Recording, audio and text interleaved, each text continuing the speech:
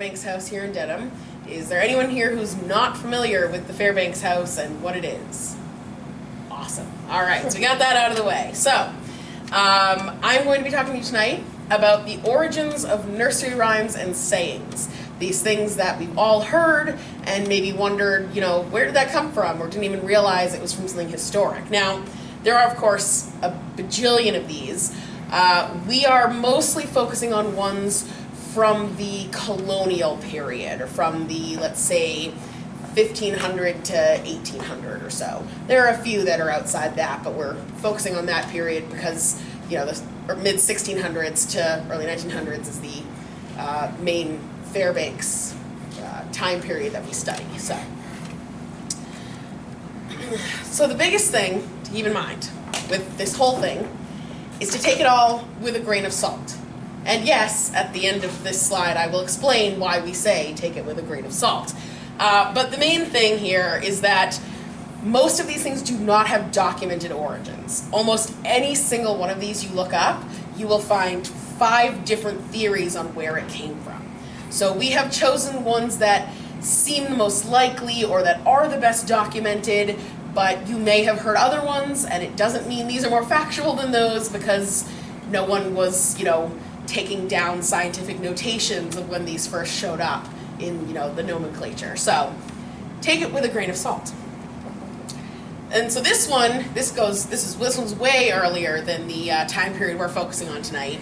In 77, the year 77, Pliny the Elder wrote of a cure for poison, which was to be taken with a grain of salt, suggesting a bit of salt is protection against poison. So is that, so that has become, whether it's actual poison or bad information, poisoning of the mind. Alternatively, it's also said that it's well documented in history that taking something with a grain of salt was make it easier to swallow. So if you take information that might be questionable with a grain of salt, it's easier to just accept it, but keep in mind you needed the salt there because maybe it's not quite palatable on its own. So those are 2 possibilities for the grain of salt.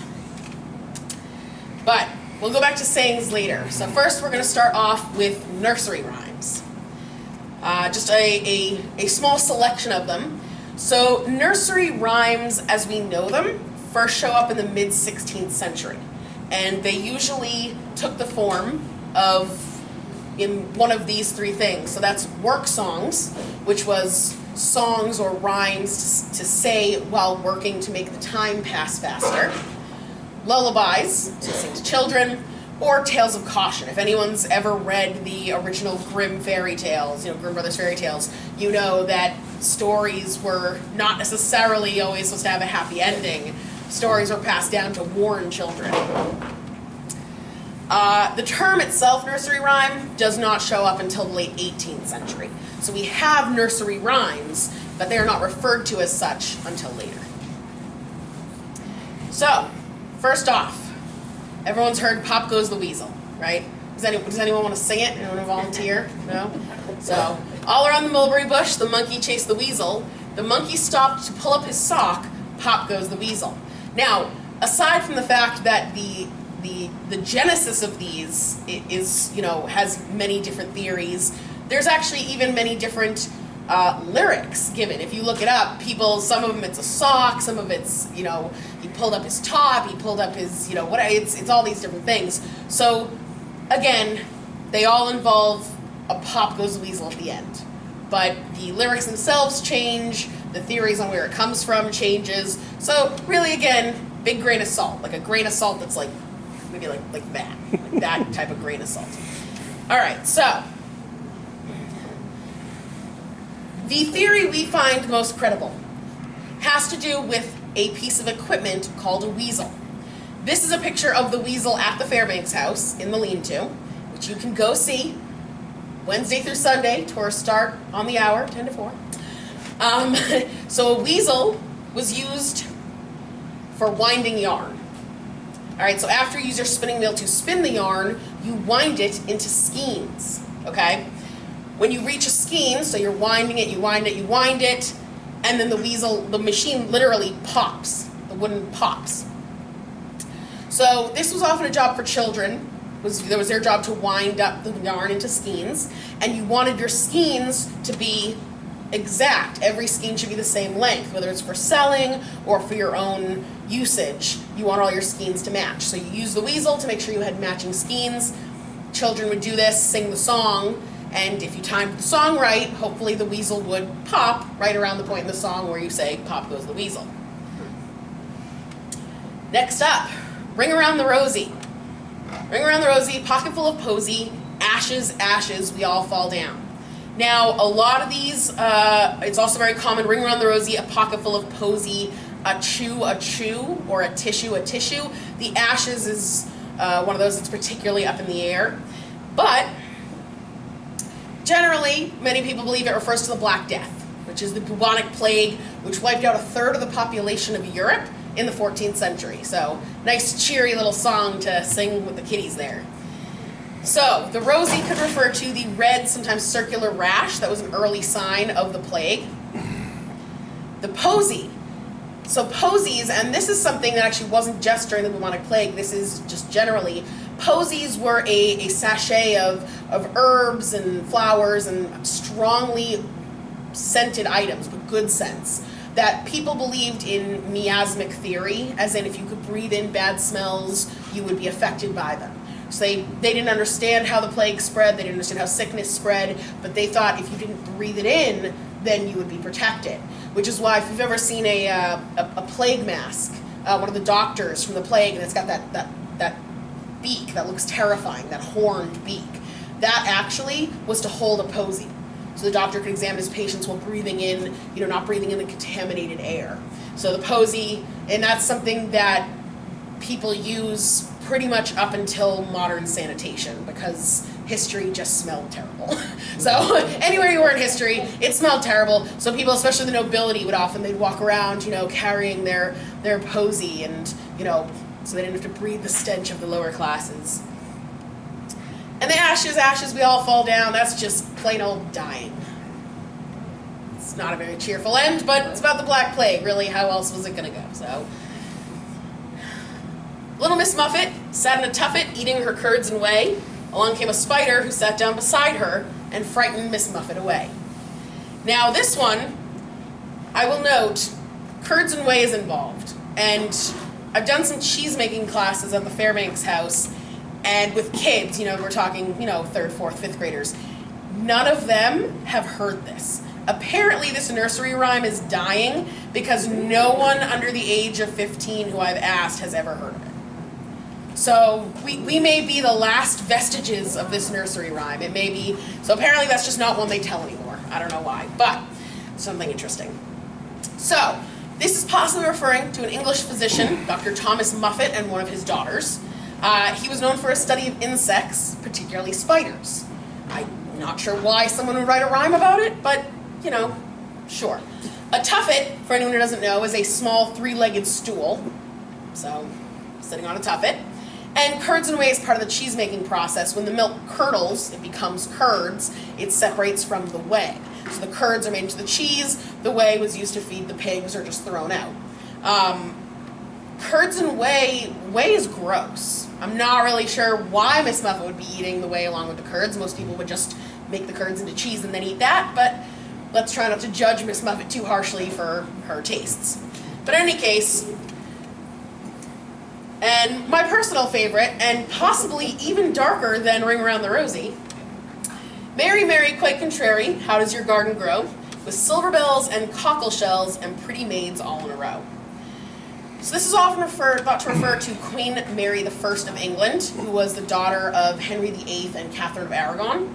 She was known as Bloody Mary because when after her brother Edward died and she took over, there was all the clashes between the Protestants and the Catholics, and she tried to kill as many of the Protestants as possible and succeeded in killing quite a large number of them. So the garden is a cemetery. So the garden growing is the gravestones. Silver bells are thumb screws. It was another word for torture device. Cockle shells is also a word for a torture device, often thought to refer to the pear of anguish, which is this. This is a popular torture device from the Middle Ages, which was possibly still being used in this era. it would be inserted into a human somewhere and then opened up until bad things happened. So, yeah, it's the reason why it's called the pear of anguish. I mean, it's not like the pear of happiness, you know. And maids in a row is the prisoners all lined up to be executed. So, yes, I know it sounds like a lovely nursery rhyme about a garden and flowers, and it's just so depressing.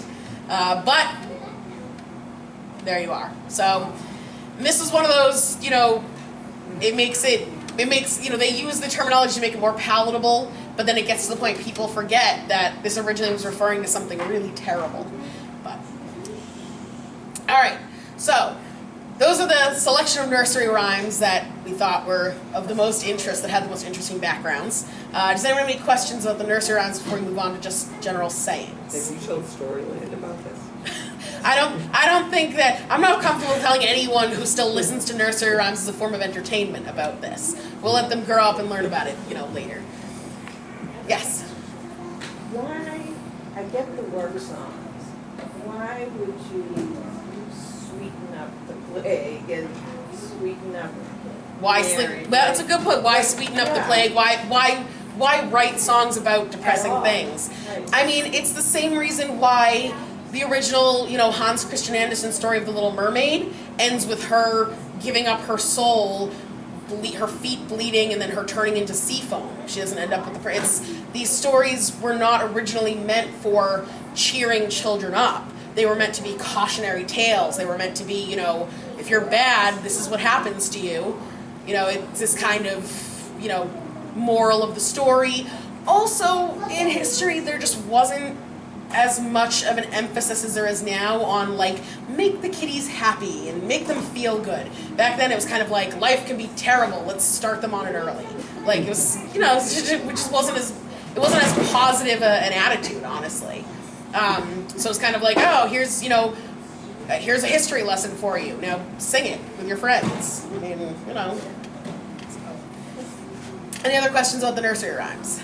Okay. Sayings. So, the first one is one actually that Dan, the curator, had brought up during the Myths talk a couple months ago. Last month, at some point. 1 month ago, 2 months ago. The most common belief on this one is that it refers to bed ropes, the roping on beds, where, you know, beds were made of, you know, straw ticking on a mattress that was all laid on ropes. You had to tighten the ropes when they got loose. Turns out this is not the case. It always meant sleep well. It was first seen in the late 1800s when rope beds are on their way out. Rope beds are not popular anymore by the time this actually becomes a thing. It likely became popular just due to the fact that it rhymed with good night, but originally tight, meaning soundly, properly, well, that has meant that for hundreds of years. It kind of came back into fashion in the 90s, like, oh man, that's tight, you know, speaking about something that's good, that's positive. I'm not super sad that that's no longer in common usage, because it's kind of sounds silly, but yeah, so tight always meant good. So sleep tight always meant well. It never had anything to do with the rope beds. So that's one of those why you have to take them with a grain of salt, because a lot of these things, people came up with explanations that sounded good after the fact. And it's much easier later on to ascribe meaning to something from earlier when you have the benefit of hindsight. And this really didn't catch on until the Beatles used it in a song on the White Album. Yeah, so it was like sort of an underused phrase that like a few people knew, but then the Beatles used it, and now everybody knows it. Mm-hmm. Don't know who decided to add bed bugs into it. Don't let the bed bugs bite, because that's just, again, kind of depressing. Not sure why someone was like, oh, sleep well, don't get bitten by bugs in your sleep, but... Alright, earmarked. So, if anyone's familiar with the stocks, this was a form of punishment for crimes such as theft, such as, you know, crimes that weren't bad enough to put you in jail, but just bad enough that you were going to be publicly humiliated. So this would put you in the stocks, everyone would come and, you know, look at you. It was very common, people would throw their rotten vegetables at you because you were being punished, you'd done something wrong. So when a thief or criminal got caught for the third time, because they had a 3 strikes out, you're out rule also, their ears, so you can see his ears, his head is back against the board, their ears down here, where your ears would be pierced, were nailed to the board behind them. And then, once they're done on their time, they just ripped them off. And that obviously caused quite a bit of scarring and discomfort, but there was no hiding those type of scars. So for the rest of your life, you were earmarked as a criminal.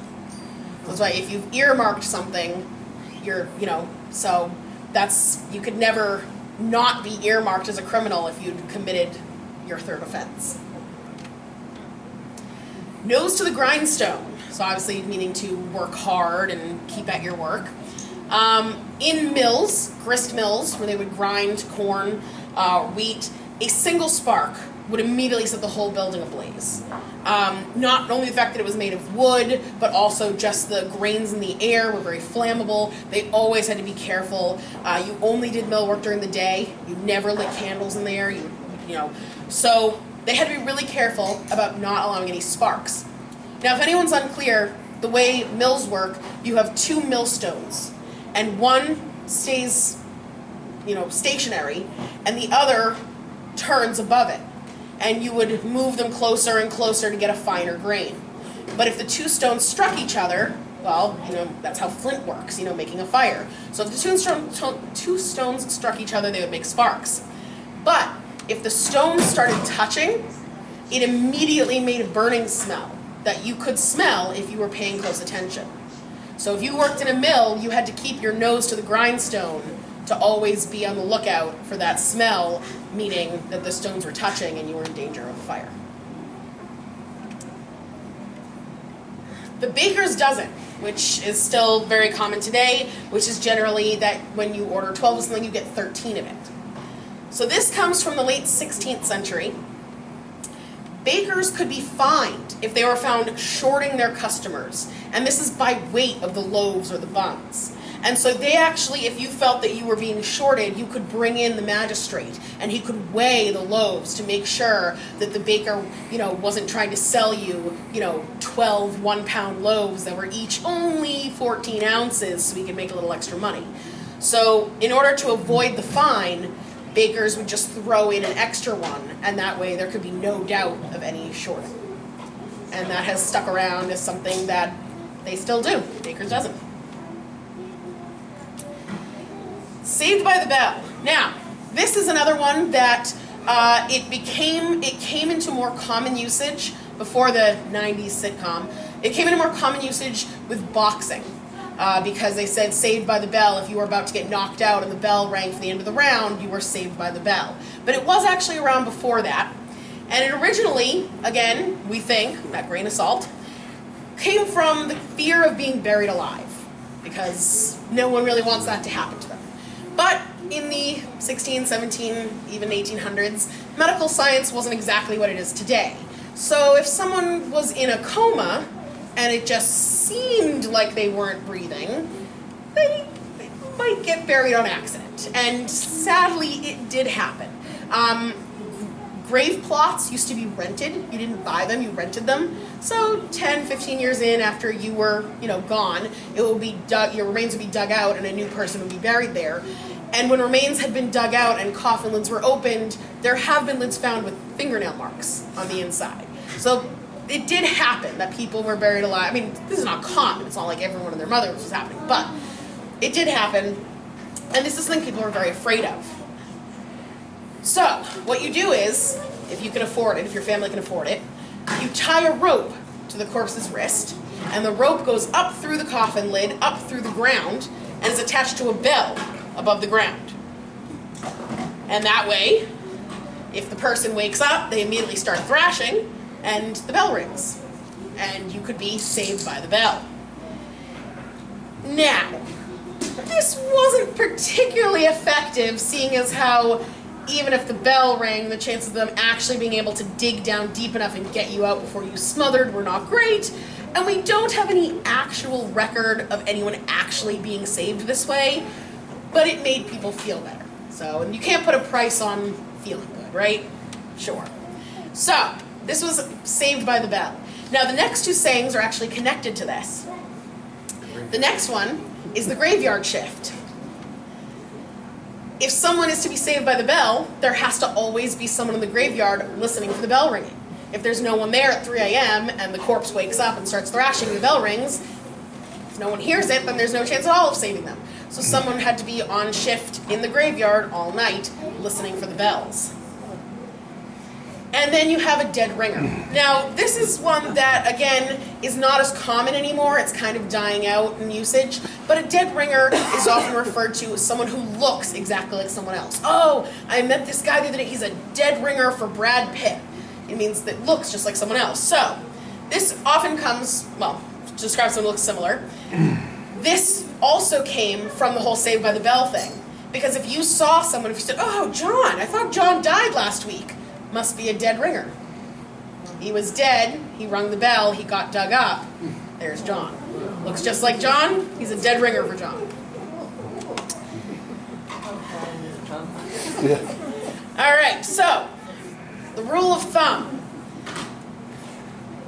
It was rumored to be a statement by the 18th century judge Sir Francis Buller that a man may beat his wife with a stick no wider than his thumb.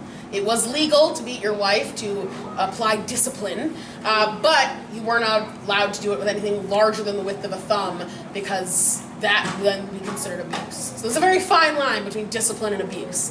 I don't particularly agree with that, but you know, it's fine. There's another another alternative one for this is that the rule of thumb is because for most people, the first knuckle to the tip of your thumb is about an inch. So rule of thumb could also have come from the idea that you can measure things a bit with your thumb. Again, this is the one that is a little more historic, seems a little more credible where it originally started, but just that big grain of salt there, guys. Don't ever forget the big grain of salt. But, yes, originally, so you could get in trouble for disciplining your wife with a too large an implement. So, sadly, there were no rules on women being allowed to discipline their men. So, that's what praying mantises are for, right? No, just kidding. Die Hard. A couple people got it. Thank you. So, a diehard is someone who's super into something, very dedicated to it, just outlast anyone else. Well, another depressing one. A lot of these are pretty depressing. Before the drop method of hanging, which is when the floor of the gallows drops out, or they stood on a bucket and the bucket was kicked out, originally, before the drop method of hanging, it was you get a noose and you get a strong person and the person is just pulling on it, or you get an animal to pull on it, and you literally get lifted up by the neck. And sadly, it took a while to die this way. And so someone who took a really long time to go that way was someone who was a diehard. They died hard. It was hard for them to die. They lasted a while. So, die hard. I know, it sounds so many of these are terrible. You're like, oh, I use these all the time. I had no idea these were so awful. But like I said, history is pretty negative, actually. Dude and geek, just being terms that we use now. So a dude was originally derived from doodle or dandy. And a dandy is someone who's overdressed, also known as a foppish man who would, dress in garish colors and over-embellish himself and all this stuff. And so usually this was younger men of the nobility who were flaunting their wealth by dressing up in silly ways, showing that they could afford all these silly, outfits. And this is for the same dandy. That's where the song Yankee Doodle Dandy, that's where it comes from. The song Yankee Doodle Dandy was originally the British making fun of the Americans, or the rebellion colonists. And the colonists kind of embraced it. We're like, yeah, this is a great song. Let's make this one of our patriotic songs. But a Yankee Doodle Dandy was a silly colonist who was dressing themselves up in stupid ways and getting above themselves and behaving foolishly. So, doodle, dude, comes from there. Geek was originally a fool or a freak. And in fact, originally they didn't have freak shows, they had geek shows. So it meant the exact same thing. Not really clear on where the transition is from geek meaning same as freak to meaning what it means now. Although geek kind of still does. It means a freak in a very specific way. It's a, you know, if you think of the definition of a geek is. I think it's like some of the other ones in that it's people who get referred to as that, taking it for themselves, like in right, like embracing I'm a it. geek and proud of it. Yeah, exactly. Yeah. All right, so next up is reading someone the riot act. So if your children have misbehaved and you really need to, punish them or to really make them listen, you sit them down, you read them the riot act. In 1715, the Riot Act gave the British government the right to label any group of more than 12 people a threat to peace. So a group of more than 12 could be labeled a riot. And if this was to occur, someone would show up and literally read the Riot Act. Which is, if any persons to the number of 12 or more unlawfully, riotously, and tumultuously assemble together to the disturbance of the public peace, and being required by any justice by proclamation in the King's name, in the exact form of the Riot Act 1 George 1, Section 2, C5 and 2, to disperse themselves and peaceably depart, shall to the number of 12 or more unlawfully, riotously, and tumultuously remain, or costume together, maybe, for an hour after such proclamation shall be guilty of a felony. Basically, a public official comes and reads this, and you have 1 hour to disperse. And if you don't, they then have the legal right to remove you with force. But at least they give you the hour warning to get out of Dodge, There is some debate about the Riot Act and the Boston Massacre. And Dan, you can correct me on this. It was that someone prevented the official from getting there to read it, I believe. Yeah, the official was on his way, and a group broke off from the main crowd to prevent him from properly reading the Riot Act. So you literally be read the Riot Act, you have an hour, and then you've got to go. Waking up on the wrong side of the bed. So this has a couple of them. So one is that left often meant wrong. So that's why actually in Latin left is sinister, and why sinister means bad. Why so many, even up till pretty recently, children who were left-handed were told not to write with their left hand, to learn to use their right hand. Because it was left-handed meant evil, meant bad. So if you pushed your bed up to the left wall, you'd make sure you were always getting out on the right side. Quite literally the side that is not evil. Alternatively, the wrong side of the bed could be the side with the chamber pot. So before toilets, you had chamber pots. If you had to go during the night, you couldn't go to the outhouse because it was dark out, you would use a chamber pot. If after you used that, you didn't quite slide it all the way back under the bed, and then you got up and it was right there, that would certainly be waking up on the wrong side of the bed. It would be a bad morning for anybody. So these both seem equally plausible to us. Oh, and a picture of a chamber pot. I will say, while looking for pictures of chamber pots, I found some lovely ones. I should have put it up here. One where it was a figurine of Napoleon in the chamber pot. I imagine that's probably very popular with the English nobility, so if you use the chamber pot at night, you could, do your business on Napoleon. All right, a buck. So this comes from the fur trade in the 1700s. A buck, of course, being a male deer, antlers. The hide of a male deer was worth about $1 in trade. Now, it's a great deal now. Back then, $1 was actually quite a lot of money. So it was, a whole dollar, was a good deal. I mean, so a buck was worth quite a lot. But a buck meant $1 then, and a buck still means $1 now. Is a buck. So that one lasted despite the value of a buck dropping precipitously. Lock, stock, and barrel. So this is one if you're talking about the whole of something rather than the parts of something. Oh, I had to go buy this and this and this, and I had to buy everything myself. But I got it all, lock, stock, and barrel. Well, this comes from guns, which had stocks, locks, and barrels. Basically, these are the three main parts of a gun. If you have all these parts, you have a whole gun. That's pretty much it. Lock, stock, and barrel, you've got the whole gun. If you need a gun, all you need is those three parts. I mean, also, you know, ammunition and gunpowder and whatnot. But in terms of the gun itself, you just need the three parts. All right, cat got your tongue. In the British Navy, punishment of sailors was often carried out with a cat-o'-nine-tails whip. That is a cat-o'-nine-tails. It is not pleasant. You do not want to be, I mean, you don't want to be whipped at all, but a cat-o'-nine-tails was especially bad. Receiving a whipping from this device was so bad, so harsh, that it was said often afterward the men could not even speak for the pain. Other people say it's because so often the pain was so bad they would bite through their own tongue, then also being able to not speak. So one of those a little more morbid than the other, but basically the same. You know, being whipped was so bad you couldn't even speak. That's the cat getting your tongue. And this one actually, this was a big part of the War of 1812. Was that started the War of 1812 was the conflict between the colonists, or between the Americans. Excuse me, we were a country at that point, and the British. Britain kept impressing American soldiers, meaning forcing them to join the Royal Navy.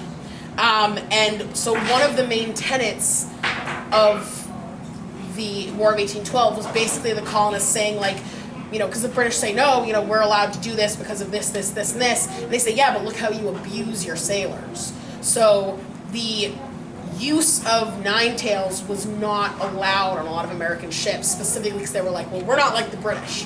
We don't use the cat at nine-tails. So whatever we can do to feel superior, right? Related to that, showing your true colors. So the rules of battle in the 1700s stated you must fly the colors of your nation when engaging in fights. When not in fighting, flags would ships would sometimes fly several different flags, you know, showing, you know, perhaps the flag of any country they were not at war with, so that they would not be stopped, they would not be questioned.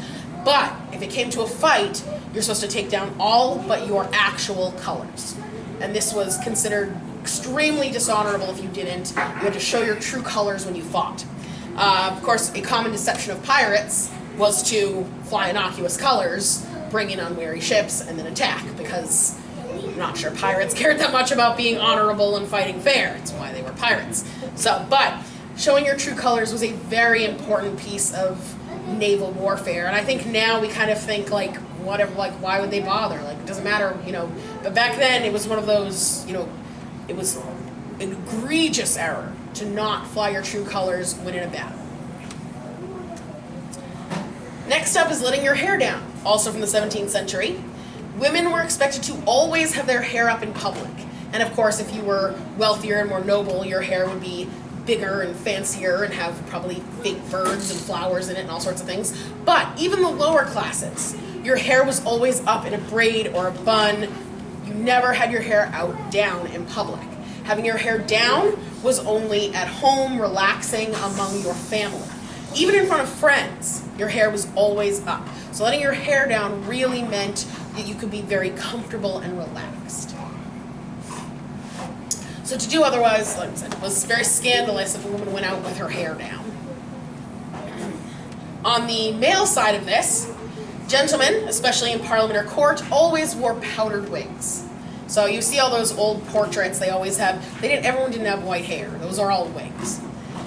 The bigger your wig is, the more important and wealthy you were. This is a picture of a French nobleman who is one of my favorite wigs. But yes, so you wanted your wig to express your status.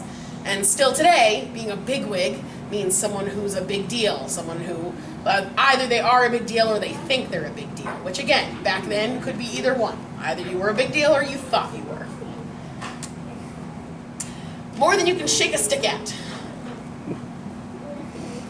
Farmers, if they did not have dogs for herding sheep, would use a long stick to herd their sheep. And the sheep were trained, if the farmer shook a stick, the sheep knew to follow those directions. It would be, you know, kind of shake the stick and the sheep kind of run that way, and that's how you get them to where you need to go if you don't have dogs to help. If you had more sheep, then could be herded with shaking your stick, then that was a lot of sheep. And still today, if there's a lot of something, it's more than you can shake a stick at. It's from literally shaking a stick at sheep. I also really like that picture of a sheep. Barking up the wrong tree, meaning that you're trying something in the wrong place or in the wrong way. Dogs were often used in hunting. Basically, they would chase and corner the prey. They would tree it, so they would get it trapped up in a tree, and then they would bark at the tree so the hunter knows where to come to then shoot down the animal. But some prey were sneakier than some dogs were talented, and the dog might be barking up a tree while the prey has already jumped to a branch of another tree and scurried away. In which case, the dog is barking up the wrong tree. And if you went to try to hunt something from that tree, you'd be barking up the wrong tree. Don't look a gift horse in the mouth. I had fun finding the pictures for this, I can tell. A horse's age and health can be seen by examining its teeth. So if someone gifted you a horse, which was a really very generous gift, and the first thing you did was to examine its health and its age, that would be extremely insulting. And again, that's still what it means today to look a gift horse in the mouth, is to seem unappreciative of something you've been given, or to not, to act like, why isn't this more, why isn't this better? So again, very literal, don't look a gift horse in the mouth. If someone gives you a horse, don't immediately check its mouth. Wait till you're at home at least, I mean, goodness, it's a horse. It's a really good gift. Doesn't matter how old the horse is, horses are expensive. All right, and last but not least, we have Mad as a Hatter. And this, of course, is where the Alice in Wonderland comes from. It's also where the March Hare comes from. That's also related, that I think Dan knows a little more about. But Mad as a Hatter comes from hat making. So mercury was used in the curing of felt for making hats. It's how you made it stiff. It's how you made these top hats that would stand up. Mercury, they did not realize at the time, gave you mercury poisoning. And the symptoms included what they would call madness, which was sudden rages, illogical behavior, mood swings, just general insanity, what they would consider insanity. And of course, the more mercury you worked with, the more often this happened. There were other professions that also used mercury that suffered the same effects, but Mad as a mirror maker never caught on for some reason. So Mad Hatter did, but there were other ones like mirror makers and others who used mercury who had the same thing, but hatting was the one that was the most well known. And in fact, when you cured the felt, you would be rubbing the mercury in with your thumbs. I mean, it was literally soaking into your hands all day. So that was quite a lot of mercury poisoning you were exposed to. And remind us about the March Hare. So March is mating season for rabbits. So Mad as a March Hare is, a rabbit that's in heat. Yes. So the March Hare, that's just why the March Hare and the Mad Hatter are both in the Alice in Wonderland. The March Hare doesn't have anything to do with mercury, but that's why those two were chosen by Lewis Carroll for They're both popular terms for crazy in 1860. Yes.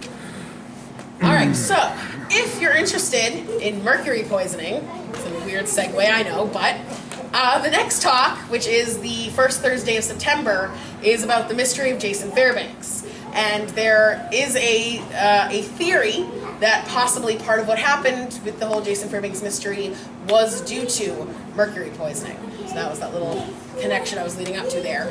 So if you'd like to learn more, you should come back here at 7 p.m. on the first Thursday of next month.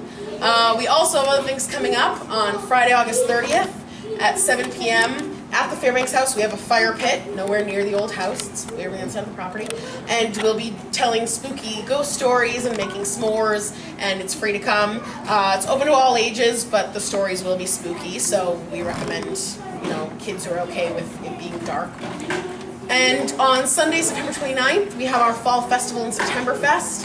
This is our 4th annual. As in past years, we have great crafters, vendors, reenactors. This year we've got a fife and drum corps, we've got a distillery, we've got a hard cider manufacturer, all sorts of really great stuff. I really encourage everyone to come check it out. And if you're interested in being involved with it, then please feel free to email me for more information. My email is programs@fairbankshouse.org. You can also reach Dan for more information at Curator Daniel. Also, if you want to keep up to date with this and any other events that we announce, please like our Facebook page. Our stuff gets announced and posted there.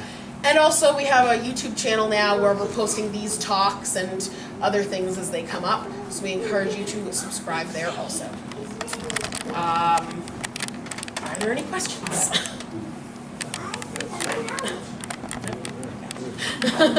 So I hope everyone enjoyed. And now, next time you want to use one of those sayings, you'll either say, I know where that comes from, or maybe you won't actually use it because now you're depressed about it. I don't know, either way, it's fine. So, no questions? All right, thank you guys very much for being here.